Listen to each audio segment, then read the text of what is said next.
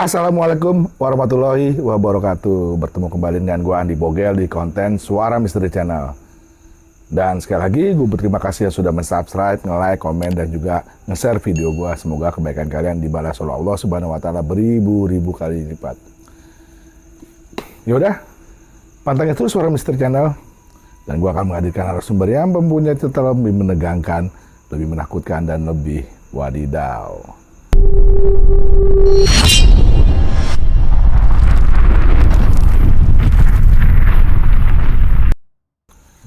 Dan di konten kali ini, gue kehadiran salah satu sahabat gue yang mempunyai cerita tentang pengalaman saat dia mendaki di gunung.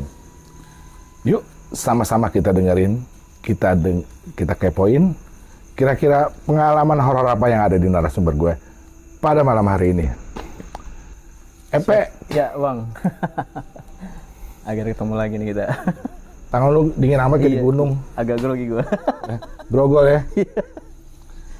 Yaudah, kira-kira pengalaman apa yang ada di lu nih saat lagi pendakian di gunung apa tuh?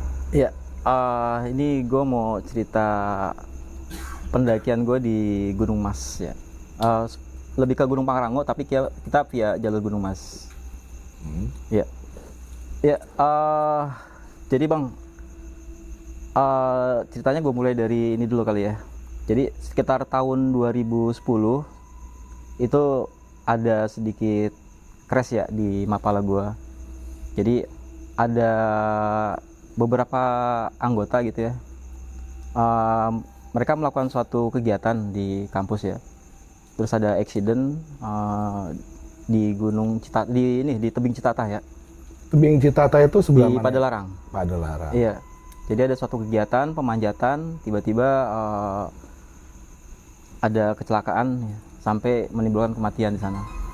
Kecelakaan itu terjatuh apa Ya, kemana?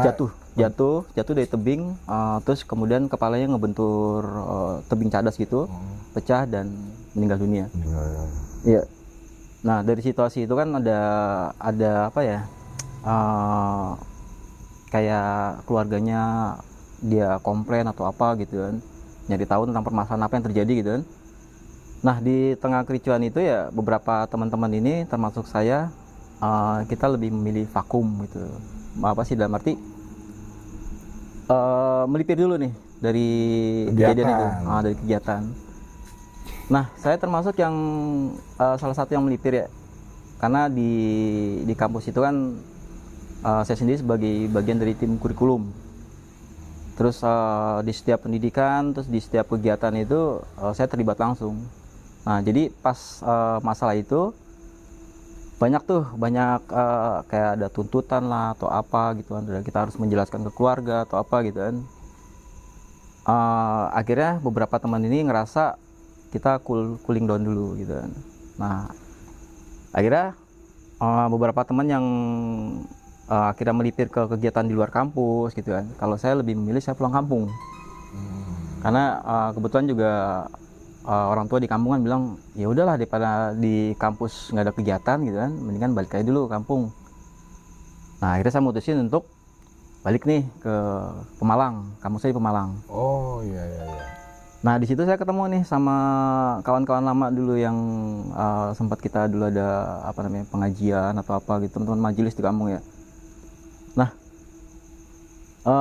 beberapa teman ini saking mungkin karena kangen gitu ya, udah lama lu nggak pulang kampung gitu, lu di Jakarta udah belagu lu apa segala macam gitu. Akhirnya ya udah saya diajak aktif lah kembali kegiatan bentabok kayak genjringan lah gitu. Kalau di kampung bahasanya genjringan. Jadi masuk lagi saya ke komunitas Ikatan Pemuda NU ya, IPNU. Kemudian saya ditawarin untuk ngisi kekosongan tenaga pengajar ya di Madrasah Diniyah. Setiap Sabtu Minggu saya ngajar, terus malamnya kita latihan genjringan gitu kan. Nah, suatu ketika saya itu punya sahabat ya, kalau naik gunung tuh zaman-zamannya waktu sebelum masuk ke Mapala, kita tuh deket banget Bang. Jadi teman ini juga yang waktu zaman-zamannya saya di SMA, SMP SMA gitu ya, kita sering keluar gitu camping atau segala macam. Nah Dia ini termasuk orang yang ngeracunin saya dulu di dunia itu gitu. Ada namanya Wahyu, Bang. Wahyu. Iya. Begitu saya SMA di Tomang, dia pindah bukan pindah sih, dia milih ke STM. Terus setiap pulang sekolah atau apa gitu kan, atau mungkin sebulan sekali atau apa sih ada liburan sekolah, kita ngumpul nih teman-teman SMP nih. Jadi rutin nih kita naik nih. Nah, begitu saya masuk Mapala, dia paham gitu, ternyata saya ikut di kampus itu Mapala ya. Dia seneng nih. Terus dia nanya-nanya nih. Jadi ibaratnya dulu waktu lu belum ngerti tentang dunia gunung ya, itu kan lu gue ngajarin gitu. Nah, sekarang lu udah masuk situ, lalu gantian ngajarin gue nih gitu kan. Nah, suatu ketika ya kita ini nggak pernah ketemu ya Bang ya, nggak pernah ketemu dalam arti kesibukan masing-masing. Setelah lulus dari STM, saya lulus dari SMA gitu kan, saya masuk ke kampus, saya sibuk di Mapala, dia juga sibuk di dunia dia gitu ya. Dia anak touring gitu ya. Terus dia juga ngajar juga silat, dia pendekar juga, dia ngajar silat ya, betako, bela diri tahan kosong gitu di Merpati Putih. Nah, di tengah apa ya, begitu dia tahu saya udah nggak di Jakarta lagi, dengar dari teman-teman gitu kan, akhirnya suatu ketika dia nyusul saya ke kampung. Pas saya pulang kampung itu ya, ini teman telepon nih si Wahyu ini gitu kan, bro lu di kampung sekarang gitu. Iya, gue sekarang di kampung, gue ngajar gitu. Wah, lu udah nggak asik lu, kata dia kan, udah nggak jadi anak kota lagi, kata dia kan. Iya, gue udah ini nih apa sih, ketemu teman-teman lama gitu, jadi gue udah betah di sini ya, kapan-kapan kalau mau main aja kemari gitu. Iya.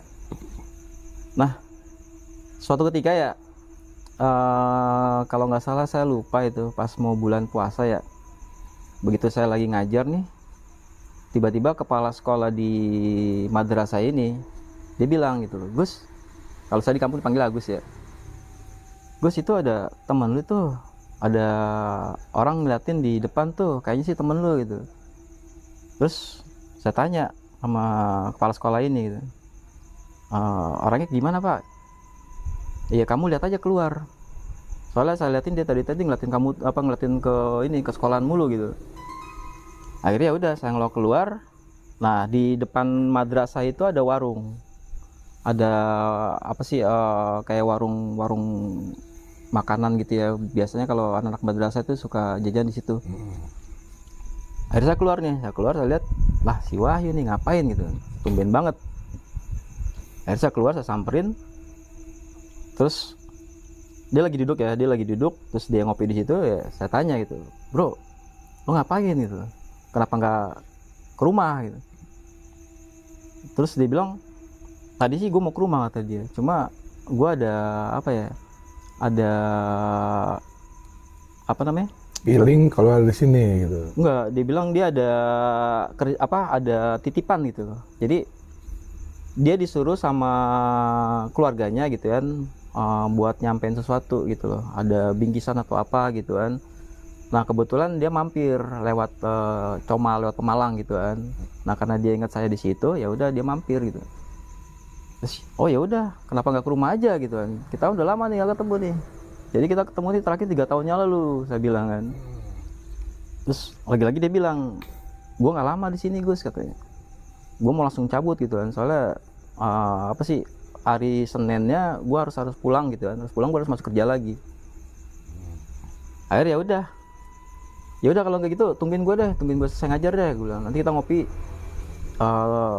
Akhirnya saya masuk ke dalam, tapi lagi-lagi dia nahan gitu kan, gak usah Gus gitu kan, gue mau langsung balik aja, gue kangen aja sama lu, pengen ketemu gitu.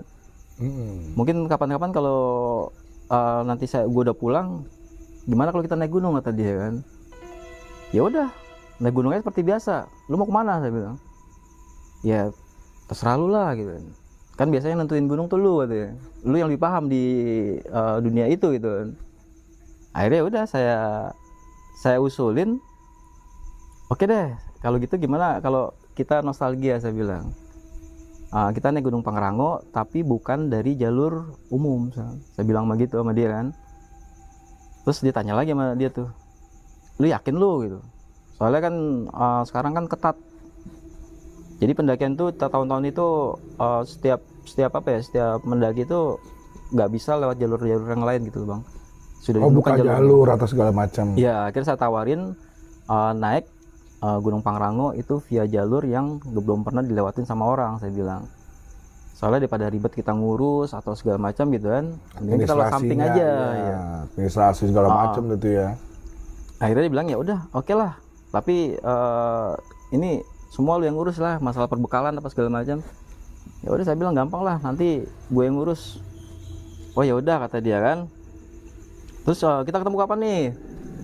Akhirnya saya bilang ya udah kalau misalnya lu terlalu sibuk, nanti minggu depan, ini kan gue udah Sabtu Minggu nih, gue udah ngajar selesai, gue izin dulu, nanti kita ketemuan aja di Masjid At-Tawun, saya bilang.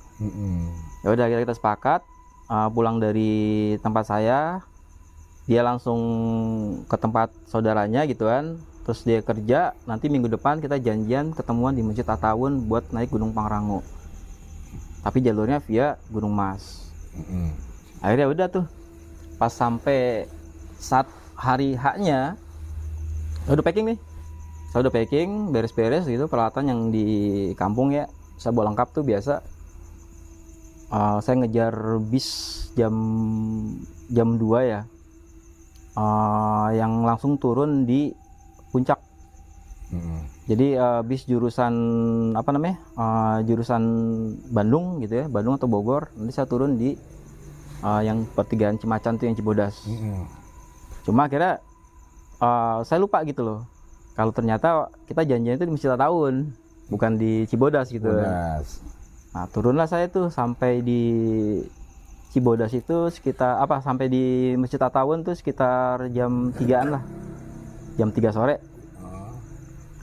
Nah saya ke atas nih, ke masjid itu saya nyari, lu bolak-balik naik turun gitu kan, nggak ketemu nih bocah. Akhirnya saya coba ke ini ya, ke parkiran mungkin di situ ya. Saya tongkrongin dulu, nggak lama saya liatin ke atas tuh, kok kayaknya gue kayak pernah ngeliat orang ini gitu, saya bilang. Saya deketin, jadi ada orangnya duduk pakai jaket warna biru, terus bawa tas kresek gitu. Dia duduk di tempat duduk bangku-bangku yang di masjid itu menghadap masjid tuh. Saya lihat dari belakang, kok saya dejavu nih. Ini kayak si Wahyu nih gitu. Soalnya waktu dia ke tempat saya yang ke madrasah itu, dia pakai jaket itu juga. Makanya saya nyiriin tuh. Akhirnya saya deketin tuh, saya tegur, "Weh bro," gitu. "Lu kemana aja lu? Dari tadi gue nyariin, gue kira lu udah nyampe gitu. Ternyata lu di sini gitu." "Lah gue nungguin lu dari tadi," kata dia kan. Nungguin gue dari mana? Gue udah muter-muter dari atas ke bawah ke samping gitu kan. Gue nyari lu kagak ada.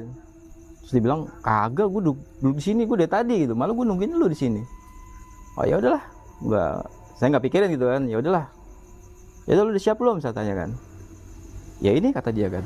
Jadi pakai jaket biru, terus celana biasa, celana bahan gitu ya. Dia pakai tas kresek, plastik kresek gitu ya. Saya bingung gitu kan. "Bro, ini kita mau naik Gunung Pangrango ya." "Kenapa lu cuma bawa begituan doang?" gitu kan. Kresek doang gitu. Terus dia bilang, "Ya kan udah ada lu. Semua peralatan katanya lu yang setting, lu yang bawa. Jadi gua ngapain bawa peralatan lagi," kata dia. "Ya tapi masa baju lu kayak gini juga gitu. Lu kemarin ke kampung gua lu pakai baju ini juga gitu." Saya gituin kan. Makanya saya bilang dejavu gitu kan. Saya kayak keingetan kok. Yang begitu saya lihat di belakang kan nih kayak si Uyu nih gitu kan, kayak si Wahyu gitu kan. Karena pada waktu di kampung kan dia pakai baju itu kan, pakai jaket itu. Ya udah akhirnya agak sedikit protes gitu ya saya waktu itu ya. Saya bilang sama dia, "Bro, lu kan tahu naik gunung, lu juga yang ngajarin gue dulu waktu gue masih cupu ya. Nah sekarang kita mau naik Gunung Pangrango, udah gitu nggak lewat jalur biasa. Kenapa lu pakai pakaian kayak gini gitu ya?" Terus kita mau naik gunung ya, ketinggian 3000, tapi dia pakai jaket sama bawa tas kresek gitu. Aneh gitu ya. Aneh. Udah gitu dia pakai pakai sepatunya sepatu cats. Jadi sepatu apa ya, outfit yang sama seperti yang saya lihat waktu dia tuh ke kampung saya. Ya udah kita daripada ribet debat gitu ya, terus dia masih apa nyari peralatan lagi, saya juga bawa udah lengkap, saya pikir juga berdua dengan peralatan yang saya bawa itu udah cukup gitu ya. Terus lagi-lagi dia bilang kan, lagian kan ada lu kan anak Mapala, jadi gue mau nyantai gitu, gue ngapain gue bawa yang ribet-ribet gitu. Oh ya udahlah, udah karena waktu dia udah ada apa, udah agak gelap ya, udah maghrib apa segala macam, udah ini, ya udahlah, ya udah kita langsung jalan aja. Akhirnya udah sepakat, dia izin dulu buat sholat ya di situ, terus selesai, begitu dia keluar, nah nggak jauh dari situ tuh ada apa ya, ada kayak kan di Masjid Tatawan tuh banyak yang nongkrong bang. Jadi ada cewek sama cowok nih, pasangan nih, mungkin lagi nongkrong di situ, lagi foto-foto ya. Terus tiba-tiba dia bilang tuh, bang, tolong fotoin kita dong gitu. Terus saya bilang kan, sama teman gue aja gitu kan. Bawa apa sih? Saya bawa keril gitu kan, agak ribet gitu. Udah sama teman gue aja gitu. Terus dia bilang, temen lu yang mana bang katanya gitu. Ini temen gue samping gue, udah foto sama dia aja nih, gue lagi ribet packing. Udah sama bang aja, udah lah bang nih. Kita mau buru-buru nih kata dia. Udah, ayo saya foto tuh, fotoin, saya kasih tuh kameranya. Udah kita jalan, bro kita jalan tuh akhirnya. Jadi kalau Pangrango itu kan ada 3 jalur ya. Gunung Gede Pangrango itu ada 3 jalur. Ada Cibodas, ada Sukabumi ya, Selabintana, ada lagi yang di Cipanas tuh. Nah itu 3 jalur utama tuh. Nah kita pakai jalur itu yang nggak jauh dari Cibodas. Jadi jalur saya itu yang saya mau lewatin ini, itu bedanya cuma 2 punggungan atau 2 lembah. Jadi ibaratnya nih jalur utama di sini, nah kita jalurnya di sini tuh. Dan itu batas wilayah gitu kan. Jadi karena batas wilayah pasti udah ada jalur gitu. Akhirnya ya udah kita sepakat. Jadi dari Masjid Attawun itu untuk menuju awal titik kita pendakian itu, kita masih melewati kebun teh, terus ada villa-villa, baru ketemu kampung terakhir ya. Dan itu naik turun bang, naik turun ngelewatin pinggiran apa ya, pinggiran jalan raya puncak itu, baru kita masuk ke dalam. Dan itu kan bukan jalur umum ya, jadi nggak ada yang jaga. Akhirnya udah sampai di batas apa namanya, kebun apa namanya, hutan terakhir sebelum kita masuk ke jalur pendakian. Nah kita sepakat untuk istirahat dulu di situ, istirahat sambil saya mapping nih. Namanya kita nggak lewat jalur umum kan harus pakai apa ya namanya, harus pakai metode orientering atau navigasi atau apa ya. Akhirnya saya mapping nih, saya tarik garis lurus sampai ke ada namanya Lembah Cisarua. Jadi kalau Gunung Pangrango itu kan diapit sama beberapa lembah ya. Lembah itu kayak jurang-jurang gitu bang. Jadi settingan saya setelah masuk ke Lembah Cisarua itu, saya potong kompas berapa derajat, baru saya naik ke atas, metodenya navigasi. Jadi itu bukan jalur bang, jadi bukan jalur biasa. Cuma emang durasi waktunya itu nggak banyak, cuma sekitar, kalau misalnya kita konsisten di pergerakan itu cuma sekitar 4 jam atau 5 jam. Padahal cuma begini doang ya. Cuma karena rapatnya hutan atau lumut gitu kan yang kita mesti tembusin, jadi durasi waktunya akan lebih lama. Nah, dalam suatu apa ya, di metode pergerakan open grid atau buka jalur itu kan kita bukan jalur di jalan biasa ya. Jadi kita metodenya tuh istilahnya tuh man to man. Man to man itu saya pakai kompas, teman saya jalan ke depan berapa jauh gitu ya, sekitar 5 meter atau 6 meter, kemudian saya bidik berapa derajat, nanti dia diam di sana, baru saya ke arah sana. Jadi biar kita tuh nggak tersesat atau nggak keluar dari jalur pendakian. Nah metodenya kayak gitu juga saya terapin sama teman saya nih si Wahyu. Nah begitu sampai di titik awal kita bergerakan itu di Lembah Cisarua itu sekitar jam 6 pagi ya. Setelah malam itu kita jalan lewat jalan-jalan biasa, terus kita istirahat break sebentar, kemudian kita melakukan perjalanan lagi. Nah, sampailah kita di titik awal pergerakannya tadi saya bilang itu di Lembah Cisarua. Itu sekitar jam 6 sampai jam 7 pagi tuh. Baru kita mulai.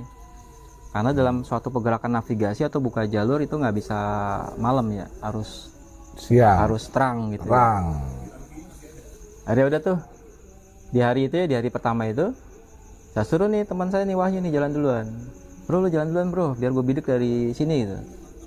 Nah dia jalan ke sono ke ujung, terus dia ngambil apa namanya pohon yang panjang, baru dia tinggiin kan, baru saya tembak nih berapa derajat nih, lu kiri kanan gitu, sampai pas titiknya, baru lu diam di situ, gue nyusul, saya nyusul tuh, akhirnya saya nyusul, sampai di tempat dia, nanti dia jalan lagi ke depan nih, nah begitu terus bang selama 5 jam, nah sampai di puncak Punggungan sampai ketemu jalur lintasan ya, jalur lintasan gitu yang udah kelihatan jalurnya gitu kan. Nah, baru di situ saya jalan bareng sama dia tuh. Nah, sampai di situ di atas itu sekitar jam 1 ya. Kan kita start jam 6 nih. Jam 6 jam 7 sekitar 5 jam kemudian sampai atas kita istirahat nih, makan. Baru kita lanjut lagi sekitar setengah 2. Terus ini lagi nih. Kan kita istirahat nih jam 12 jam 12 lewat gitu ya, sampai di atas kita istirahat dulu, saya bongkar peralatan, saya masak nih, bro makan dulu ya gitu. Ya udah kata dia. Terus saya penasaran tuh sama plastik kresek yang dibawa sama dia. Lu bawa plastik kresek apaan sih isinya? Makanan bukan, lu keluarin lah gitu, daripada gue masak mungkin lu bawa cemilan atau apa gitu kan. Terus dia bilang udah itu aja lu masak gitu, udah gak usah ribet, udah lu masak itu aja, lu kan udah bongkar, udah keluarin tuh kompor segala macam. Ya udahlah, akhirnya saya masak gitu, saya masak mie gitu kan, bakso, sosis apa segala macam saya potong, udah saya bikin tuh 2, saya tawarin sama dia, lu makan nih gitu. Terus itu makanan nggak disentuh sama dia, dilihat aja gitu kan, sampai kesel sendiri kan. Ayo bro makan bro, depan jalurnya udah parah nih, udah treknya udah nggak ada bonus gitu kan, udah pasti nanjak mulu sama akar-akar, lu makan lah gitu. Ya udah gampang, lu aja makan dulu. Ya udah akhirnya saya makan, saya liatin aja itu makanan nggak dipegang sama dia, nggak dimakan gitu kan, cuma dipegangin, diputer-puter gitu kan, kayak orang autis gitu. Saya tanya sama dia, lu kenapa sih lu gitu, lu ada masalah apa gitu, bukannya lu kemarin baru nikah gitu. Jadi 3 tahun saya dapat kabar dari teman gitu kan. Sebelum saya pulang ke kampung itu saya dengar kan dia nikah tuh. Dia nikah. Tapi saya belum sempat belum sempat datang ya, karena saya udah keburu pulang kampung duluan. Nah, makanya saya bilang sama dia, kan lu baru nikah gitu, kenapa muka lu cembutut aja gitu. Iya, dia nggak jawab tuh, dia diam cuma senyum-senyum gitu kan. Ya udah yuk buruan yuk kita jalan ya, biar nggak kena gelap kata dia. Ya udah tapi lu makan dulu lah gitu. Lu gua masakin, lu bikin kopi, lu malah kagak sentuh-sentuh tuh makanan itu. Jadi saya mikir kan jalur kan terjal bang, jadi kalau misalnya lu nggak ada asupan di situ kan, nanti begitu lu jalan lemes gitu kan, nggak ada tenaga. Jadi mengurangi pergerakan kan. Terus lagi-lagi dia bilang, udah nyantai gitu kan, lu kan tahu gue pendekar kata dia. Oh iya udah, dia emang guru silat bang. Oh iya. Jadi banyak deh saya pengalaman pendakian sama dia tuh ya, termasuk yang ibaratnya kalau naik gunung tuh yang kuat gitu loh. Ya udah saya pikir biasa juga, dia naik gunung juga nggak makan juga kuat gitu kan. Ya udahlah gitu, karena nggak dimakan, udah akhirnya saya buang itu, packing. Yaudah kita jalan. Akhirnya jalan tuh. Terus jalan ke depan sampai ngelewatin akar-akar yang tinggi-tinggi gitu ya. Emang jalurnya parah gitu, Pangrango itu kan. Nah, tiba-tiba mendung, terus gerimis, tambah lagi petir kan, duar gitu kan. Emang bulan itu kan bulan September ya kalau nggak salah ya. Jadi emang udah musim penghujan. Akhirnya saya tanya sama dia, bro gimana nih kita stay dulu nggak? Udah lanjut aja biar nggak kena sore. Lagian juga udah di jalur utama gitu kan, dan kita udah nggak perlu buka jalur lagi. Oh ya udahlah. Akhirnya jalan tuh, di jalan duluan, saya di belakang. Jadi kebiasaan kita emang naik gunung itu emang nggak selalu beriringan ya.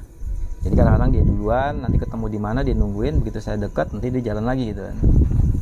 Jadi nanti begitu berkumpul bersamanya pas kita lagi ngebrek, nah, jalan terus jalan sampai akhirnya kita di puncak nih bang. Nah di puncak itu lagi-lagi saya keluarin nih, udah di puncak nih, oh ini puncak Pangrango kata dia. Kok nggak gue nggak familiar kata dia. Ya iya saya bilang, kita kan naiknya bukan dari jalur utama, jadi ini adalah puncak utara saya bilang. Kalau kita lewat jalur utama itu di sebelah sana tuh, jalur selatan. Nah ini puncak utama puncak utara saya bilang. Oh pantesan kata dia, gua nggak ngeliat Tugu. Biasanya kalau puncak aslinya kan ada Tugu tuh, ada Tugu Gunung Pangrango 3019 gitu kan. Nah dia bilang nggak ngeliat Tugu, makanya saya bilang kan tadi, dah kan kita nggak lewat jalur utama. Kalau jalur utama ketemunya yang Tugu yang sebelah sana, sebelah selatan. Kita lewat utara nih. Oh ya udahlah, yang penting sampai puncak. Yang penting udah udah kepenuhi lah kalau kita bakal naik bareng sama lu gitu kan. Soalnya udah lama nih kata dia kan, kita nggak nostalgia, nggak naik gunung bareng kata dia. Ya dia kangen juga dia bilang kan. Ya udahlah. Terus ada beberapa sih yang dia dia curhat ya. Dia cerita tuh tentang pernikahannya, dia cerita tentang kerjaannya. Jadi emang tuh hari itu kita banyak ngobrol ya bang. Cuma ya kan di sela-sela ngobrol itu saya masak ya, sambil saya bilang ya udah sambil makan dah, makan sore itu, makan malam gitu kan. Saya masakin, lagi-lagi saya tawarin sama dia tuh, itu makanan gak dimakan ya, sama dia cuma dilatin tuh, sambil dia cerita, lagi-lagi dia cerita tentang pernikahannya, dia cerita tentang kerjaannya. Ya udah saya liatin terus, bro lu makan lah gitu kan, lu tadi siang lu kagak makan, sekarang gue buatin lu kagak makan lagi gitu. Lalu kenapa-napa gue lagi disalahin sama bini lu. Udah nyantai gitu dia, udah tuh dibiarin aja gitu. Akhirnya saya kesel juga kan, saya bilang ya udah lu kalau nggak makan, lu makan coklat nih. Saya keluarin coklat saya, lu makan tuh itu gitu. Lu gaya-gayaan lu di gunung nggak suka mie, lu gaya lu gitu. Belagu banget saya bilang, biasa juga mie juga diembat juga kan. Cuma kali itu emang agak ini sih ya, agak aneh gitu kan. Maksudnya lagi-lagi saya tanya kan, lu kenapa sih, lu ada permasalahan di pernikahan lu? Lagi saya giringnya ke pernikahan gitu kan. Cuma dia bilang enggak apa-apa, aman kok gua gitu. Lagian juga lu tahu kan, gua sama bini gua yang ini gua udah pacaran udah lama gitu, dari SMP gitu. Jadi ya nggak ada masalah gua. Jadi emang saya tahu gitu, istri dia tuh yang hari ini tuh ya pacar lamanya dia di SMP itu. Ya saya pikir juga udah kenal dia juga nggak terlalu ini ya. Akhirnya tuh udah tuh saya bikin flashit ya. Jadi emang karena konsepnya kita open grid ya, buka jalur, saya nggak bawa tenda. Jadi buat mempercepat mobilisasi pergerakan kita di lapangan ya. Saya pakai flashit tuh, saya gelar. Terus kebetulan juga gerimis kan, udah gelap juga. Ya udah tuh saya suruh masuk dia kan, dia masuk, saya gelarin SB kan, emang saya doang yang bawa peralatan kan. Saya gelarin SB, udah tuh senderan di situ. Terus kadang-kadang bengong, kadang-kadang diem gitu kan. Terus kadang-kadang dia tiba-tiba keluar dia, bro gue keluar dulu katanya. Ya udahlah saya bilang, jangan lama-lama gitu kan. Nih lu nggak tahu jalur ini, jangan terlalu jauh dari gua, ntar lu kemana-mana lu nyasar, gue soal lagi nyariin kan. Itu posisinya masih di puncak? Udah, kita udah di puncak. Oh, sudah di puncak ya, itu puncak, iya, puncak jalur utara. Emang space-nya itu nggak begitu luas gitu kan. Cuma cukuplah kita buat diriin bivak ya. Dan udah gitu juga pemandangan bagus banget kan. Semua tuh ya padang Edelweiss kan, sekitar kita tuh kiri kanan segala macam. Cuma emang karena cuacanya emang lagi nggak bagus gitu ya. Karena kita di bulan September, nah kita dihajar mulu tuh sama hujan-hujan kondensasi. Dia keluar. Malam itu dia keluar tuh bang. Saya tungguin aja sekitar setengah jam ya. Kok nih bocah nggak balik-balik, kemana nih? Saya teriakin, yuk gitu kan. Yuk saya bilang. Gak ada sautan nih. Akhirnya saya keluar, saya liatin aja. Tiba-tiba dia lagi lagi duduk. Ini ada pohon tumbang gitu ya, pohon tumbang, terus ada cabang. Nah dia duduk di situ, gerimis. terus dia mandang ke depan ya, emang view-nya bagus bang, view-nya bagus. Kalau ke depan itu kita akan ngeliat kota Bogor atau Cimacan gitu ya, kota puncak lah. Terus ada kayak mobil jalan apa gitu dari jauh kelihatan gitu, jauh banget gitu kan. Bagus banget ya pokoknya, walaupun ini ya di tengah-tengah gerimis ya. Akhirnya saya tarik tuh, bro, lu ngapain gitu kan, ini gerimis hujan-hujan kayak gini, udah masuk aja sih. Enggak bro, gue lagi ngeliatin pemandangan kayak bagus banget gitu. Gue inget waktu zaman kita dulu gitu, lagi cupu-cupunya gitu. Kita camping, kita ketawa-tawa, asli gue kangen banget suasana itu gitu. Ya udah, ayo kita baksa ini, gue bawa nih gitu. Enggak bro, gue lagi nikmatin pemandangan, udah lu sana aja, ntar gue nyusul. Lah lu tumben lu kagak doyan lu. Akhirnya ya udah jangan lama-lama nih, keburu habis, ntar gue pakai sendiri, lu ngambek lagi gitu. Bagus nih, cap tawa gitu. Bukan cap bete. Akhirnya saya balik lagi situ, udah saya tungguin aja sampai saya ngeliat ya, ketiduran ya. Dia nggak balik-balik nih, nggak balik-balik. Nah akhirnya pagi pas terang nih, udah kelihatan tuh terang, saya kebangun ya. Saya kebangun, dia nggak ada di samping saya. Saya keluar, dia masih duduk di situ bang, masih duduk di situ gitu.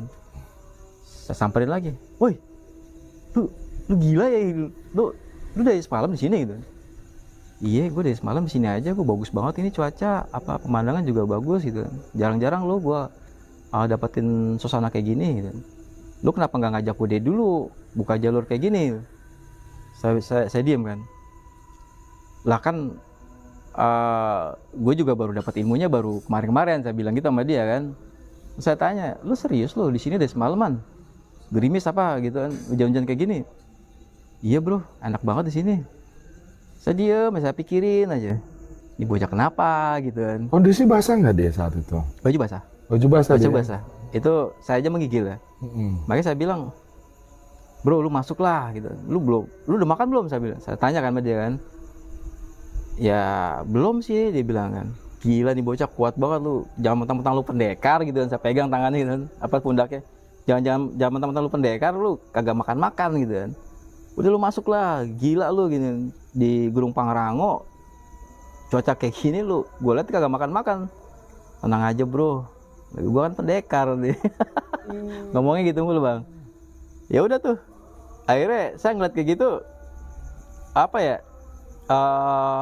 agak-agak worried juga gitu. Maksudnya dalam arti ini apa namanya, gue yang berapa kali ke Pangrango aja gitu ya. Maksudnya suasananya emang dingin banget gitu kan. Tapi ini bocah kok kuat gitu kan. Apalagi cuma pakai jaket yang apa sih, kayak jaket parasit gitu ya. Kan beda kan kalau sama pendaki-pendaki yang lain kan, kalau misalnya di tempat-tempat yang ekstrim kayak gitu kan beda jaketnya.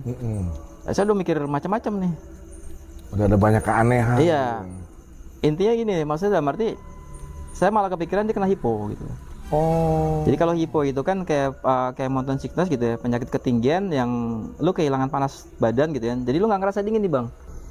Nah saya udah khawatir aja tuh dia kena hipo. Tapi saya ngeliat mukanya nyantai gitu. Dia bingung nih, saya belum pernah ketemu yang kayak gini gitu. Cuma ya saya pikir ya berapa kali saya tanyain kan dia ngejawab gitu loh.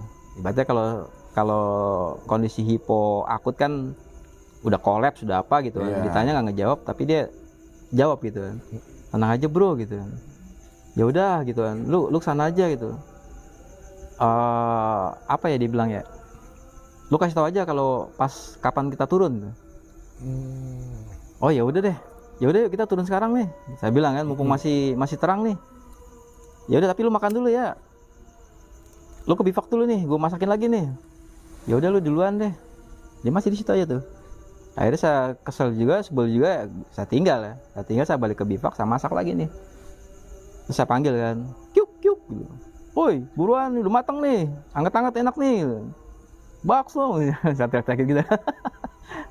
Tapi dia gitu, iya ntar, gampang gitu. Akhirnya saya kesel juga, saya bete, nggak asik nih gitu kan. Saya samperin lagi kan.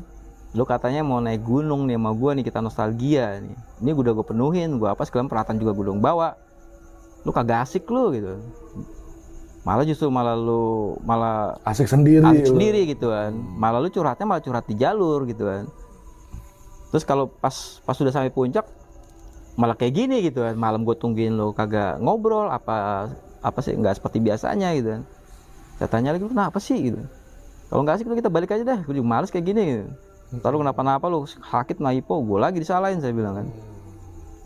Ya udah bro gitu, ya udah kalau misalnya lu mau cabut ya udah packing aja, karena kalau udah selesai nanti kabarin gue, nanti kita jalan. Lah di bocah jadi kayak gini. Akhirnya ya udah, akhirnya saya balik lagi, agak bete juga kan. Ya udahlah gue packing ya, saya packing nih, saya masukin semua, udah siap gitu kan. Terus saya keluarin coklat kan, saya tahu nih bocah nih dari kemarin, saya nggak tahu nih pas di Masjid At-Tawun dia makan atau enggak, saya nggak tahu kan. Yang saya tahu begitu ketemu dia di bawah tuh di Masjid At-Tawun, kita nggak makan nih di jalan. Pada saat kita break di titik awal perjalanan, dia juga nggak makan nih. Terus begitu di break di jam 12 siang di Puncak Punggungan ya, sebelum kita lanjut ke jalur setapak ke Puncak Pangrango, dia juga nggak makan nih. Saya tawarin nggak mau gitu. Cuma saya mikir gitu, di bocah kuat gitu. Ini pasti dia makan sesuatu nih yang dibawa gitu. Makanya saya nggak gitu khawatir. Emang kebiasaannya emang gitu bang, kadang-kadang bang. Jadi suka bawa makanan tuh, coklat batangan atau gula merah apa yang di kantong atau cemilan apa, dia makan sambil jalan gitu. Saya mikirnya gitu aja kan. Akhirnya begitu saya udah packing, udah siap, saya kasih tahu kan, bro udah yuk kita turun nih, udah mendung lagi nih, udah ini, lu ngapain aja sih di situ sih, apalagi yang dilihat udah nggak kelihatan kan, udah tembok, saya bilang kan, kabut udah naik gitu, ayo kita cepat turun nih. Iya kata dia kan. Ya udah, akhirnya dia turun, saya liatin gitu kan, bocah makan nggak sih gitu. Akhirnya saya bilang, tahan dulu gitu. Saya iseng gitu kan, coba lu jangan-jangan lu makan diem aja lu gitu, bawa coklat sendirian aja lu, kagak bagi-bagi gue ya. Saya cek tuh, saya gitu atau jaketnya gitu kan, saya lihat saya udah mati kok nggak ada makanan gitu. Sampai dia bilang, apaan sih lu jangan kayak homo lu, katanya, grepe-grepe gue tuh dia. Ya kagak, gue ngecek aja lu bawa makanan kagak, lu jangan-jangan lu makan di jalur kagak ngomong gue lu. Iya, egois banget, saya bilang kan. Saya ceng-cengin gitu sama dia kan. Enggak, gue mana ada gue dari dulu kayak gitu, dia bilang kan. Gue kalau ada makanan gue pasti kasih tahu lu gitu. Emang gue kagak bawa, kata dia. Jadi lu nggak makan dari kemarin gitu? Kagak. Polos gitu ngomongin, kagak gitu. Gila lu kuat lu. Terus enggak mungkin, gue nggak percaya, lu pasti bawa lu di kresek lu. Coba gue liat kreseknya. Apaan sih di belakangin kan? Akhirnya tarik-tarikan tuh kresek sama dia. Coba gue liat. Ada makanan apa nih gitu? Udah. Nggak ada apa-apa di sini, udah ayo kita turun, kata dia kan. Ya udah tuh, daripada debat-debat gitu ya udah turun lah, nggak asik lo, saya bilang. Udah tuh, akhirnya kita turun lewat jalur biasa ya, lewat jalur yang tadi yang kita awal pendakian, nyusurin lagi tuh balik. Saya suruh dia jalan duluan ya, lu duluan dah gitu kan, gue di belakang gitu. Terus dia bilang, kenapa nggak lu aja gitu kan, kenapa nggak lu aja Gus gitu kan, kenapa nggak lu aja Gus yang jalan duluan gitu kan, gue nggak tahu jalan gitu. Ya elah tuh jalan lega, saya bilang kan, lagian juga gue di belakang lu, tenang gitu kan, lu nggak bawa apa-apa, gue mau bawa berat, masih gue di depan nanti lu ketinggalan, saya bilang. Ya udah, akhirnya sepakat di jalan duluan ke bawah, saya di belakang tuh, terus nyusurin sampai di di vegetasi pohon pete Cina gitu ya. Itu kan pohon gede-gede, tinggi-tinggi bang. Nah tiba-tiba dia pegangan pohon bang. Ini kondisinya dia masih di depan saya nih. Di depan saya di belakang. Terus dia pegangan pohon. Dia duduk nih bang. Dia duduk. Terus nyenderan. Terus dia pegang perut gitu. Pegang perut sambil gini nih. Nah, akhirnya saya ngeliat dari jauh kan. Jaraknya berapa meter? Ya, sekitar 4 meter lah. Oh, ya, tapi masih kelihatan. Nggak terlalu jauh, cuma kalau di gunung kan segitu agak jauh bang. Saya ngeliat dari atas, lah ini bocah nyender nih di pohon nih sambil megangin perut. Saya langsung turun, lari ke bawah gitu kan. Bro lu kenapa bro gitu. Saya turunin keril, lu kenapa lu gitu. Saya tarik gitu kan tangannya, saya pegang, tangannya dingin banget bang. Dingin. Terus biasanya kan ya, maksudnya saya nggak sekali dua kali ya ngeliat kondisi kayak gitu ya. Kadang-kadang saya bawa tim pendaki gunung atau lagi pendakian atau lagi pendidikan. Kalau ada siswa-siswa yang tiba-tiba kena hipo, Itu saya tarik biasanya cepet bang, gitu kan, kedetek. Ini saya nyari ya, saya nyari berapa kali saya bilang, kok mana nih gitu. Saya tarik lagi tangan kanannya kan, saya taruh lagi, saya tarik lagi tangan kirinya nih. Kok kagak ada gitu kan? Kagak ada denyut nadi. Nggak berasa gitu loh. Kalau misalnya orang biasa kan tuh berasa banget ya, tek langsung gitu kan. Dan maksudnya yang tadi saya bilang, saya nggak sekali 2 kali itu. Kalau megang tangannya itu untuk nyari denyut nadi apa cuma Nyari denyut nadi. Oh, nyari. Iya. Jadi dalam kondisi kalau di lapangan itu dalam kondisi kita ngeliat kelihatan kayak terkena hipo atau apa gitu kan. Kayak tadi kan saya lihat dari jauh, tiba-tiba dia pegangan ini kayak ngerasa itu apa sih, lemas gitu ya. Terus dia nyender, duduk terus nyender gitu. Foto dia megangin perut. Saya udah nebak gitu. Apalagi saya tahu nih, dari kemarin nggak makan nih. Saya lihat juga nggak pernah saya ngeliat dia tuh megang makanan. Saya masakin juga kan nggak pernah disentuh sama dia kan. Makanya itu pikirannya udah macam-macam tuh. Makanya saya spontan, saya tarik tangannya, saya khawatir hipo, saya langsung cek ya. Dari nadi kan. Saya takut kenapa-napa lah. Yang di pikiran saya tuh, di bocah nih gue yang ngajak nih bang gitu kan. Gue yang ngajakin lewat jalur itu gitu. Saya agak-agak ini juga ya, agak-agak panik juga kan. Saya itu nggak ada, saya taruh lagi tangannya, saya tarik lagi yang kanan, nggak ada juga. Saya cek ini gitu kan, nggak ada juga tuh. Akhirnya saya tanya kan, bro, lu kenapa gitu kan? Terus dia nggak ada SP tuh, cuma diem terus merem sambil nyenderan gitu, sambil megangin perut gini, gitu kan. Agak panik saya tepak pipinya, bro, lu kenapa gitu kan? Dingin bang, sini dingin pipinya, saya tepak gitu. Wah, di dalam hati ini ya, wah ini udah hipo nih, gitu kan. Apalagi dia megangin perut nih, ini double nih, bisa angin duduk, ya kan? Bisa mah juga, macam-macam dah. Akhirnya ya udah lu senderan dulu deh. Terus akhirnya saya taruh nih keril nih, saya ambil itu kan, saya ambil kompor, terus langsung refleks tuh, saya nyalain kompor, ngambil nesting, terus teko segala macam, saya bikin air panas ya, sambil saya dikit-dikit saya nengok lagi gitu kan, bro lu kenapa gitu, lu ada apa gitu, lu kalau udah ngerasa sakit bilang sama gua. Dia cuma gitu kan, gitu kayak orang berhenti.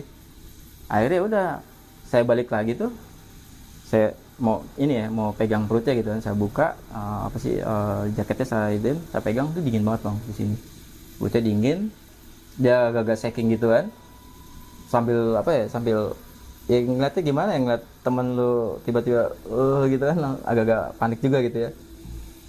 Akhirnya saya lurusin kakinya itu, niat saya mau buka sepatunya gitu, saya mau pegang kakinya juga kan, saya buka itu kan, terus kaos kakinya saya buka, basah, semuanya basah gitu kan, terus kakinya tuh dingin terus putih gitu ya, putih kayak gimana sih, kayak kalau kita tuh pakai sepatu kena basah mulu udah 3 hari 4 hari itu nggak lepas modelnya kayak gitu deh. Saya pegang gitu, terus saya tanya lagi gitu, bro lu gimana, lu apa yang lu rasain gitu. Terus tiba-tiba dia bilang gitu, Gus, perut gue sakit tuh. Saya kesel tuh situ kan, lu ya dari tadi ngeyel banget, gue bilang lu gue tawarin makan, gue tawarin coklat, lu kagak mau gitu, sekarang lu kenapa-napa kayak gini kan, ribet guanya. Akhirnya ya udah tuh, saya balik lagi, saya keluarin P3K, keluarin tuh strap gitu kan, saya ambil minyak kayu putih, saya balurin tuh di perutnya, tuh dingin banget gitu kan. Tiba-tiba gerimis, loh makin ini lagi kan. Ya udah saya balurin semua tuh sambil, Gus, perut gue sakit gitu. Saya keluarin tuh, terus saya tawarin makan kan, udah lu makan ini dulu nih. Enggak Gus, perut gue sakit Gus. Nah, saya paksa tuh, akhirnya saya jejelin ke mulutnya kan, saya kesel kan, tuh bibirnya dingin kan, saya jejelin kayak gitu, lu telan gitu kan. Tiba-tiba dia batuk, keluar nggak ketelan gitu kan. Akhirnya udah mulai agak panik nih, saya tanya lagi, ya udah gimana nih, lu bisa jalan nggak? Kalau bisa jalan, udah kita jalanin aja pelan-pelan gitu. Tapi lu makan dulu nih, lu kalau nggak makan gue tabuk nih, gue bilang kan, udah kesel banget ya kan.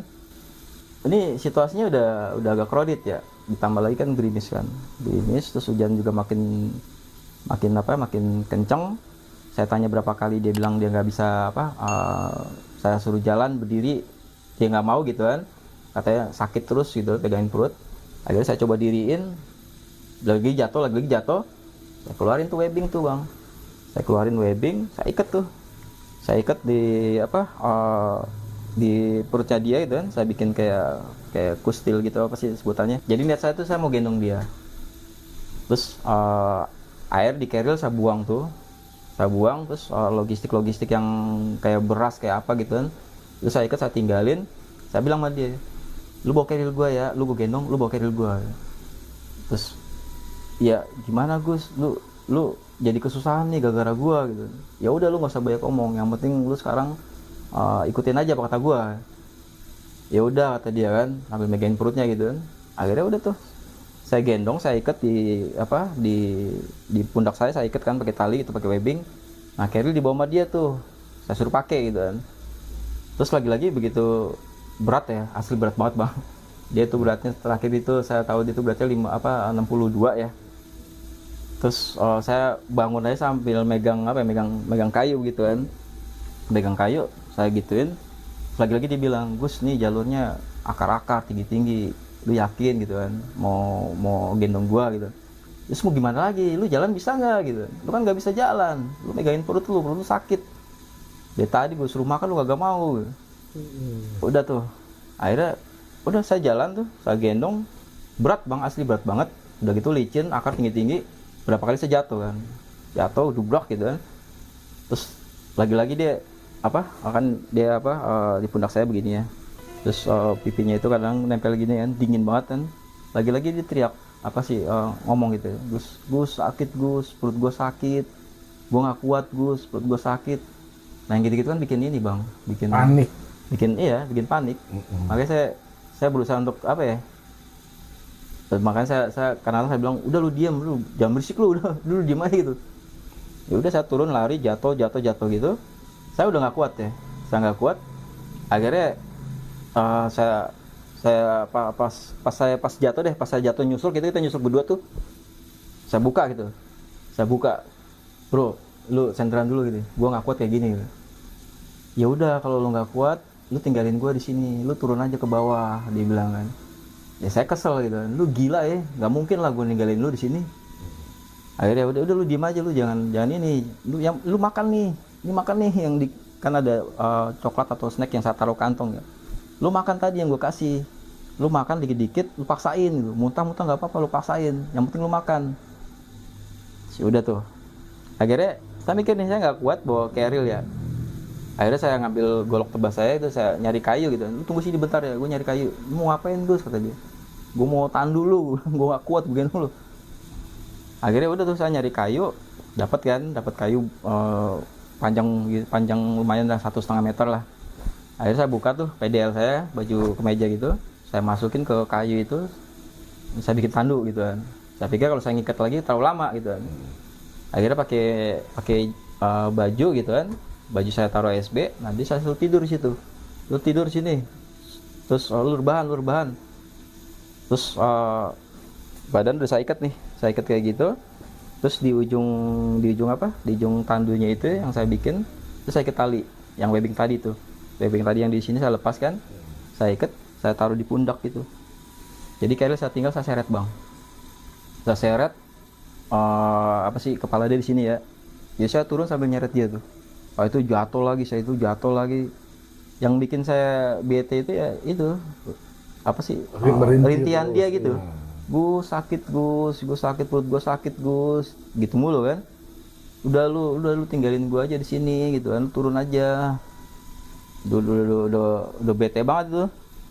Akhirnya begitu sampai agak pertengahan jalur, saya lihat dari atas kan, ini udah ngelewatin batas vegetasi pohon-pohon besar ya, ke pohon-pohon yang vegetasi ada tuh kiri kanan tuh, bunga bangke atau apa gitu kan.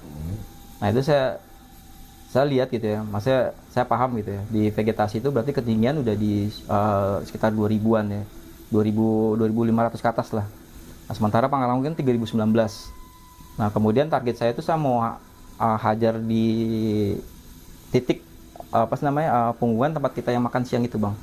Itu kan tingginya 2033 tuh. 2033 Nah itu kalau saya udah sampai situ saya titik aman tuh. Jadi baca kalau sampai situ saya bisa turun ke bawah itu nggak lama 2 jam saya turun itu udah sampai ke apa sih perkampungan lah gitu kan. Ya target saya itu tuh. Makanya saya seret terus saya tarik jatuh-jatuh gitu. Akhirnya sampai di apa ya nggak jauh ya. Saya ngeliat dari atas tuh itu punggungan yang saya bilang yang tadi makan siang itu udah mau deket tuh, udah kelihatan gitu kan. Terus saya sandung akar nyusruk gitu kan. Saya bilang wah lu gua nggak kuat nih kayak gini nih. Terus udah Gus tinggalin gua di sini, tinggalin udah turun ke bawah gitu kan. Daripada nanti lu kenapa-napa, udah biarin aja gua di sini. Lu saya kesel banget gitu kan. Akhirnya saya dilema tuh bang. Dilema, saya turun. Saya kalau misal apa ya, saya pikir ini kalau saya turun balik lagi, ntar dilewat gitu kan. Saya nggak turun, saya nggak kuat juga nih.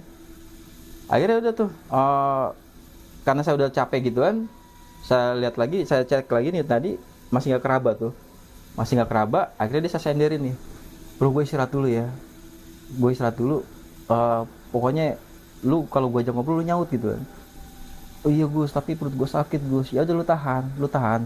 Dia bilang lu tahan nih, dulu gue balurin nih, udah balurin apa namanya kayu putih gitu kan. Lu tahan dulu, lu senderan dulu. Gitu, udah tuh, udah saya senderin, saya bikin flashit dulu kan, gue masak dulu ya, lu makan ya, saya bilang. Lu makan, pokoknya lu makan nih yang gue masak, lu makan. Pokoknya gue mau tahu, lu harus makan. Ya udah terus dia diem kan, saya masak sampai saya liatin terus, dia sambil begini nih. Terus kadang-kadang saya tanya gitu, woi yuk, lu masih sadar kan? Iya, gue masih sadar gitu, tapi perut gue sakit. Gitu. Udah gitu terus sepanjang itu, sepanjang saya masak sampai saya ngeliatin, terus gak lama, tiba-tiba nggak ada suara nih, nggak ada suara, saya panggil, yuk, nggak ada suara nih, udah mulai campur aduk nih, akhirnya saya tinggalin kan masakan saya langsung ke dia itu. Saya penasaran tuh kan, saya belum lihat, saya baru ngeraba doang tadi kan. Maksudnya intinya pada saat itu saya pengen bawa dia turun buru-buru gitu bang. Akhirnya tuh saya penasaran, saya buka, saya lihat perutnya sini biru bang, sebelah kiri tuh biru kayak apa ya, kayak lebah mayat gitu. Birunya juga bukan biru kena pukulan ya, beda ya. Itu biru kalau saya lagi evakuasi gitu ya, saya di PMI juga kan. Maksudnya kalau misalnya nemuin korban terus kelihatan ada kayak lebam-lebam itu, makanya saya bilang itu lebah mayat gitu. Saya panik gitu. Saya pada waktu itu saya mikir ini bocah lewat gitu kan. Akhirnya saya tepak-tepak pipinya. Yuk bangun, yuk bangun. Suara udah mulai gak enak nih kan. Dia nggak nyaut. Saya cek ini di hidung gitu kan, nggak ada napas gitu. Saya cek raba-raba lagi nanti, nggak ada juga nih. Saya dengerin sini di dadanya, itu nggak kedengeran. Oh, saya udah panik tuh. Saya panik dalam hati tuh, wah aduh ini lewat nih bocah nih. Ini gimana nih ntar? Yang saya pikirin tuh gimana saya ngomong di bawah. Tanggung jawabannya iya. Di bawah. Pokoknya pada itu saya panik tuh. Saya mulai panik, mulai pikiran tuh mulai macam-macam tuh. Akhirnya saya gampar-gampar, yuk bangun yuk. Tuh nggak ada suara bang. Ada kali sekitar 2 menit 3 menit gitu ya. Saya langsung jelek. Saya udah mikir ini lewat gitu bang. Akhirnya saya diam. Udah saya nangis bang. Saya peluk. Yuk bangun lu jangan kayak gini, yuk bangun gitu kan. Ini gue gimana, saya bilang kan. Ntar gue ngomong apa sama bini lu gitu kan. Lalu saya udah nangis itu karena saya pikir dia lewat gitu kan. Saya ngeliatnya biru, badan juga udah kayak kaku gitu kan, dingin semua badan. Saya tepak nggak ada itu, napas juga nggak ada, jendela nggak ada. Udah saya udah lemas, udah bingung. Tiba-tiba tangannya begini gitu kan, kan saya peluk tuh sambil nangis tuh, dia begini tuh. Oh saya senang banget bang, alhamdulillah gitu kan. Terus yuk saya jatuhin lagi kan, yuk lu gimana yuk gitu kan. Ada pergerakan tangan tuh, saya senang. Terus suaranya lirih, Gus gitu kan. Terus saya coba deketin, udah lu jangan ngomong apa-apa lagi gitu kan, udah lu tenang, lu diem gitu kan. Pokoknya gue evakuasi gitu kan. Terus saya tiba-tiba dia ngomong ya, udah Gus lu udah turun gitu kan, udah mendingan lu turun daripada nanti kita berdua apa mati gitu kan. Dia udah ngomong kayak gitu kan, udah lu nggak apa-apa turun aja, nanti kalau lu udah ketemu orang lu nggak apa-apa lu naik lagi gitu. Nggak bisa kayak gini gue, nggak bisa, gue gimana caranya gue evakuasi, gue turunin lu, tenang aja gue nggak bakal ninggalin lu, dia bilang kan. Udah lu nggak apa-apa lu turun aja, dia bilang kan. Terus apa ya dia bilang ya, saya ingat tuh saat apa ya saya ingat sampai hari ini, dia bilang saya ngucap gitu ya, kok begini ya, kok jadi gini sih lu sih, lagian lu kenapa nggak mau makan gitu ya, kok jadi begini takdirnya gitu. Saya udah hopeless gitu. Tiba-tiba dia bilang, Gus, dia bilang apa ya, selama kaki sama tangan lu masih bisa bergerak gitu, lu jangan pernah ngomongin takdir, kata dia. Udah lu turun gitu kan, turun terserah mau lewat jalur mana, yang penting nanti kalau ketemu orang lu naik lagi nggak apa-apa, lu jemput gua, nggak apa-apa gua ditinggal. Udah saya udah bete tuh, udah bete. Akhirnya saya seret nggak jauh dari situ, saya nyari tempat yang agak rataan, saya tarik tuh, saya senderin. Ya udah ini lu masih kuat kan? Iya gue masih kuat, kata dia. Udah nggak apa-apa lu tinggalin, lu turun aja gitu. Ini saya ngitung kalau saya potong ke kiri itu saya masuk lembah, saya tinggal tarik garis lurus lagi, saya lari itu kemungkinan saya 2 jam. Saya ngitung dari peta ya. Saya mungkin agak lebih gampangnya kalau saya tarik dia di yang pas makan siang gitu kan. Tapi karena hujan kayak gitu, saya pilih ke kiri masuk ke lembahan. Jadi emang nggak jauh, lereng begini nggak jauh gitu kan. Jadi saya bisa lari apa lurus gitu. Nanti saya langsung masuk ke perkampungan. Akhirnya saya bilang, ya udah lu di sini ya, lu di sini bentaran nih, gue cuma 2 jam gue lari gitu kan. Ya udah nggak apa-apa gitu. Ini logistik ya, lu makan yuk, lu makan. Nah, gue 2 jam nih gue turun, lu tahan ya, gue ke bawah. Gue udah nggak kuat gitu kan, gue mau cari bantuan. Kita udah mikir kayak gitu kan. Ya udah lu nggak apa-apa, lu tinggalin gue. Udah tuh. Akhirnya ya saya ngambil keputusan gitu ya. Akhirnya saya tinggalin tuh keril gitu ya, logistik di sebelah kiri gitu kan. Terus yang tadi yang sempat saya bikin air panas itu kan, teko saya taruh sebelah kanan gitu kan. Ya lu kalau dulu dingin lu pegang nih teko gitu kan. Terus saya tinggalin air, saya bikinin flysheet ya buat bivak ya biar dia nggak kena hujan. Keril saya tinggalin, saya turun gitu. Lu tunggu di sini, gue turun, gue lari gue. Terus kebetulan emang saya bawa ini ya, saya keingetannya saya bawa handphone dulu, handphone yang kayak Asia apa gitu bang, yang poliponik gitu kan. Saya keingetan tuh, gue ada handphone nih di tas nih, gue bawa aja sekalian gitu kan. Salahnya saya nyeselnya saya nggak bawa HT, biasanya itu saya bawa HT, ini saya nggak bawa, akhirnya saya ambil, saya berusaha dingin kayak gitu ya, saya berusaha nyalain, alhamdulillah nyala ya, tapi nggak ada sinyal nih, nggak ada sinyal. Terus saya tekan terus gitu kan, saya nyalain terus kan sambil di situ ada beberapa nomor telepon ya, termasuk teman-teman saya yang di basecamp Cibodas gitu kan. Itu saya teleponin terus semua tuh. Jadi pikiran saya teleponin, nanti begitu jalan ketemu sinyal udah masuk gitu kan. Terus saya chat, saya SMS gitu kan. Saya SMS nanti ada sinyal pasti masuk nih. Udah tuh. Akhirnya saya lari. Itu sekitar jam berapa ya? Udah jam 1-an ya. Udah jam 1 jam 2-an lah. Hujan. Tambah hujan lagi. Saya lari tuh. Saya potong kompas ke kiri sampai nyusuk ya. Terus begitu sampai bawah, pas sesuai sama mappingan saya. Ketemulah saya tanaman lumut yang saya tarik garis lurus itu ke perkampungan ya. Terus saya lari terus. Nah, di tengah jalan itu tiba-tiba handphone bunyi, Bang. Saya seneng banget deh. Handphone bunyi kan, tuh gitu kan. Oh, handphone bunyi nih. Akhirnya saya angkat tuh. Saya angkat, mau dia panik ya, saya udah panik banget. Saya bilang, saya lihat ternyata yang nelpon itu saudara saya, namanya Bidin ya. Dan si Bidin ini juga kenal sama si Wahyu ya. Kita satu tongkrongan juga kan. Nah, saya seneng tuh. Saya langsung, Din kabarin anak Din gitu kan. Si Uyu sakit di atas gitu. Kabarin anak nih, gue lagi di gunung. Dulu pada merapat ini, gue lagi di Gunung Mas gitu kan. gue lagi arah turun nih, tuh langsung merapat tuh kabarin juga sama yang lain tuh, langsung standby di apa di Gunung Mas saya bilang kan, karena titik temunya di situ di Gunung Mas. Akhirnya teman apa saudara saya ini nyaut, apaan sih lu lagi di mana emang? Gue lagi di gunung, Din, si Uyu lagi. Sabar, tenang nyantai, lu ngapain, lu ngomong apa katanya. Gue nggak dengar kata saudara kan, si Uyu lagi di atas, Uyu sakit, lu anak-anak lu kumpulin semua, lu standby gitu kan.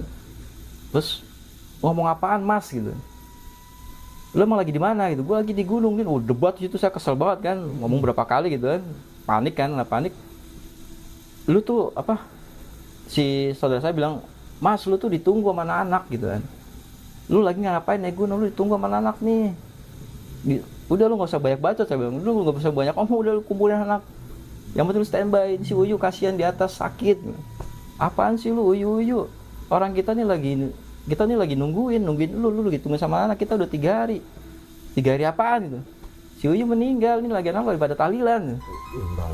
Saya langsung hadep, apaan sih meninggal? Uyu di atas sama gua, saya bilang kan, Uyu di atas sama gua, Uyu sakit, just nih gua mau ngomong sama anak tuh suruh kumpul. Lu ngomong apaan? Udah lu cepetan buruan, lu tunggu sama anak, cuma lu doang yang belum datang nih. Itu udah 3 hari di sini. 3 hari. Iya 3 hari Uyu meninggal. Saya kaget, bingung saya. Saya mikir Uyu meninggal udah 3 hari, saya ditungguin di sana. Saya kesel, Uyu tuh di atas gitu. Akhirnya saya debatin lagi, lu ngomong apaan? Uyu tuh sama gua di atas. Di atas apaan Mas? Ini kita lagi pada tahlilan, Uyu meninggal nih lagi di rumah. Di rumah mana ini? Kita lagi pada di rumah Uyu. Astagfirullahaladzim. Akhirnya apa ya? Campur aduk tuh perasaan tuh, antara bingung gitu kan. Saya udah jelasin berapa kali kalau Uyu tuh sama saya di atas naik gunung. Tapi saudara saya suruh saya balik buru-buru karena saya ditungguin sama anak nih. Karena cuma saya yang belum datang nih. Jadi teman-teman yang kita sahabatan yang nongkrong itu, yang waktu zaman SMA ngumpul itu pada datang, cuma saya yang belum datang nih. Makanya saya dimarahin, bukan teman lu mati, teman lu meninggal, lu malah naik gunung gitu. Terus saya balas lagi sama dia, lu ngomong apa gitu, Uyu di atas gitu. Tetap tuh saya debat tuh. Terus akhirnya mungkin kesal juga ya saudara saya, udah lu jangan banyak ngomong, udah ya, lu tungguin buruan. Bukan langsung pulang, udah gue matiin ya, pulsa gue mau habis nih kata dia kan. Dimatiin, dek. Akhirnya saya telepon lagi, nggak diangkat tuh. Saya telepon lagi berapa kali nggak diangkat. Saya duduk ya, lemes ya bang, masih saya keluarin rokok ya, masih ada beberapa batang ya jarum coklat ya saya bakar. Rokok itu jatuh beberapa kali, saya gemeteran, antara bingung gitu ya, panik, sama nggak tahu nih mau ngapain nih. Akhirnya saya penasaran nih, ini bocah ngomong apa gitu. Uyu tuh sama gua di atas, dalam hati ya. Akhirnya saya balik lagi nih, ke atas. Balik lagi ke Uyu. Iya, saya kira balik lagi, saya penasaran gitu kan. Masih bingung nih, suasananya masih bingung. Saya balik lagi ke atas. Akhirnya apa ya, perasaan campur aduk gitu, kadang saya nangis gitu kan, maksudnya terus saya bingung juga, sampai saya berapa kali bakar rokok itu kan jatuh mulu kan, sampai saya kini gemeteran ya, tambah hujan kan. Cuma saya lebih condong penasaran untuk balik lagi ke atas bang. Asli saya penasaran banget, nih bocah si Bidin ngomong kayak gini, orang masih ngeyel nih, masih di dalam itu masih debat gitu kan. Cuma ya udah, akhirnya karena saya condong mikirin yang di atas ya, penasaran juga. Akhirnya balik lagi ke atas tuh. Saya balik lagi ke atas, ambil biasa jatuh bangun apa segala macam, sampai saya seok lah. Iya, sampai kepleset berapa kali itu, sampai kena akar gitu kan. Karena licin nggak fokus ya. Saya udah nggak fokus itu.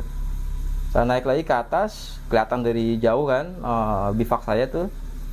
Saya liatin ke atas, saya diem dulu bentar, saya liatin. Akhirnya masih bingung ya.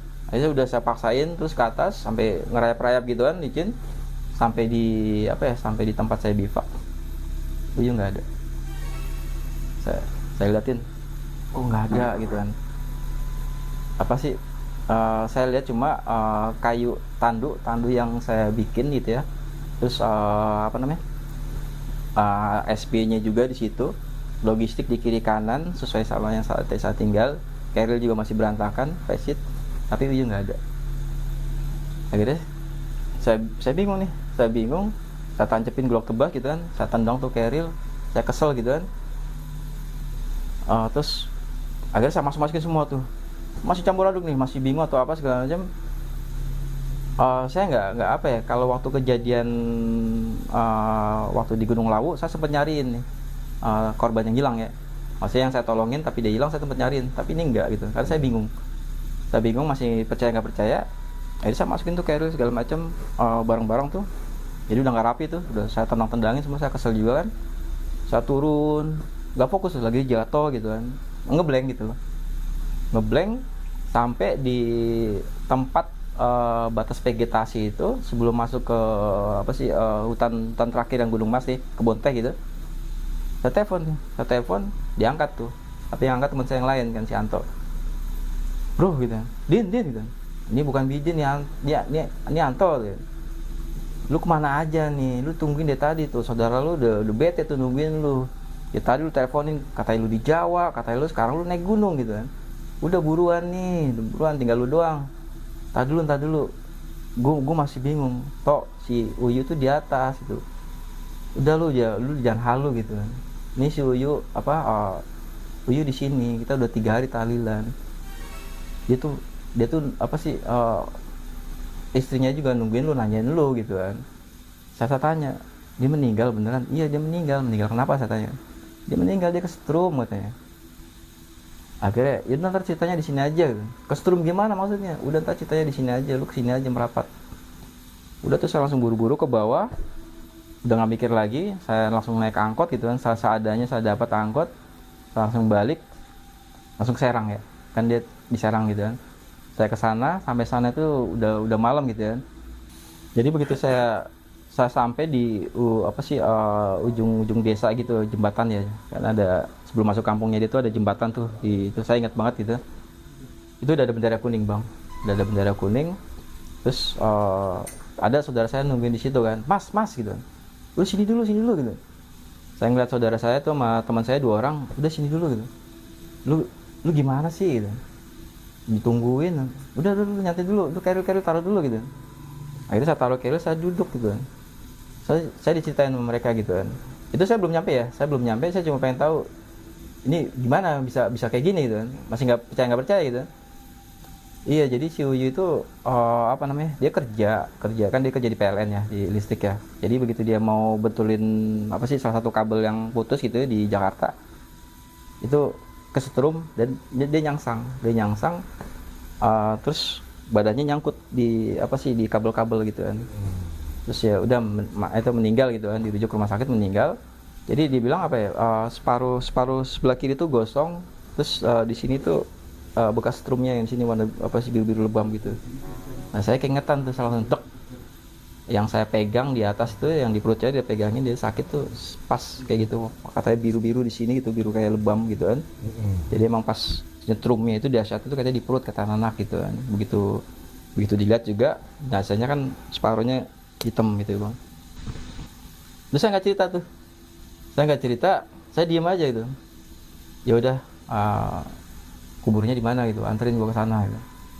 Akhirnya udah tuh saya taruh carrier, saya ketemu istrinya itu, dia nangis gitu kan. Saya minta maaf, saya telat gitu kan. Saya nggak cerita tuh bang, saya nggak cerita peristiwa itu. Pokoknya mereka taunya saya turun gunung deh. Turun gunung, terus saya diantar deh sama anak-anak ke makamnya gitu kan. Terus saya duduk di situ bengong gitu kan, maksudnya masih mikirin gitu.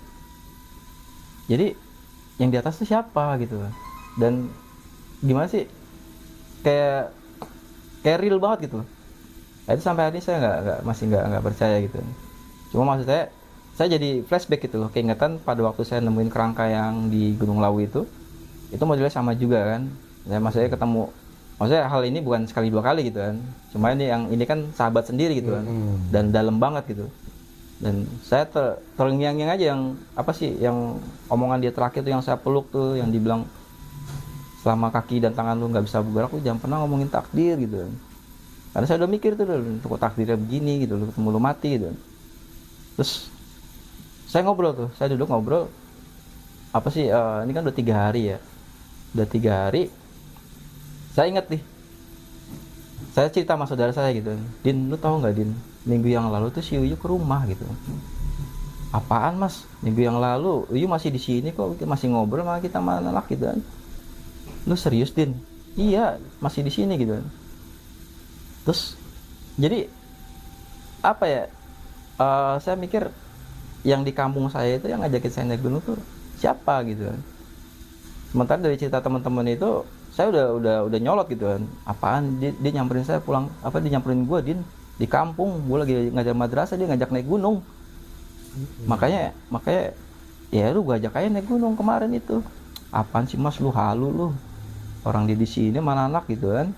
Cuma ya kita juga kaget juga gitu, baru ngobrol minggu yang lalu gadang gitu kan, gitaran, tiba-tiba dia meninggal pas saat kerja gitu bang.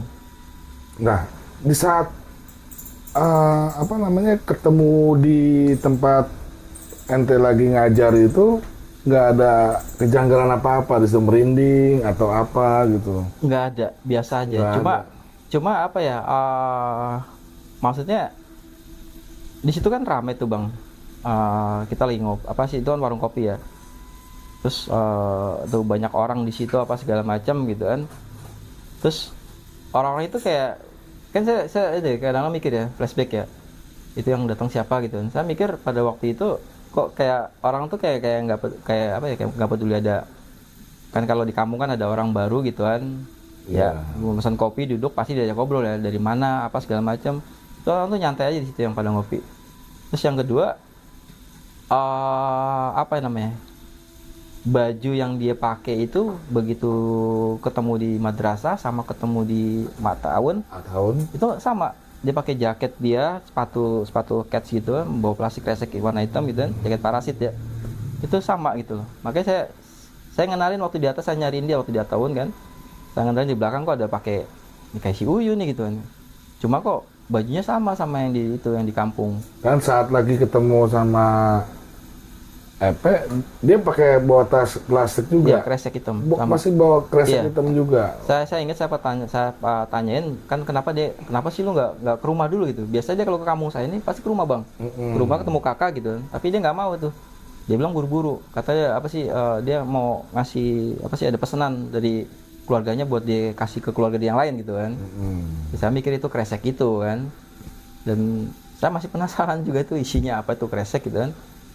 Dan yang terakhir itu, kalau saya ingat-ingat lagi, pas anehnya pas saya foto yang di atas itu kan, dia orang kan, saya kesel kan, saya bawa keril tapi tuh bocah yang pacaran minta foto sama saya. Saya udah tahu kenapa nggak lu temen gue aja gitu kan. Jadi kayak apa ya, kayak seolah teman saya tuh nggak ada gitu kan, kayak nggak dianggap gitu saya pikir kan. Terus yang paling apa ya, yang paling ini banget, kayak maksudnya saya berpikir mungkin karena saya kelamaan nggak turun ke lapangan gitu ya, jadi begitu saya cek tadi kok nggak keraba nih, saya udah mulai bego saya bilang. Tapi ya itu tadi nggak keraba gitu loh, bingung saya pada waktu itu kan, nggak mungkin banget gitu loh.